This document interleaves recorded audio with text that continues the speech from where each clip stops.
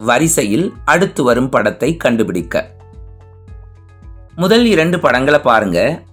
கொடுக்கப்பட்டிருக்கிற சதுரத்துல இடப்புறம் திறந்த இன்னொரு சதுரம் இருக்கு.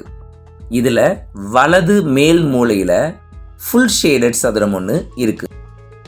முதல் படத்தை 90 டிகிரி கிளாக்வைஸ் டைரக்ஷன்ல சுத்துறோம். சுத்தின பின்னாடி ஷேடட் சதுரத்தை இடது கீழ்ப்பக்கத்துக்கு நகர்த்திக்கிறோம். இதுதான் லாஜிக்.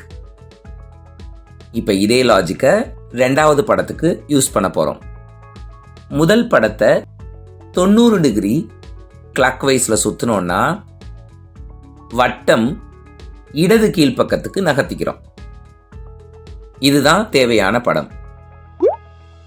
படம் இருக்கான்னு பாருங்க.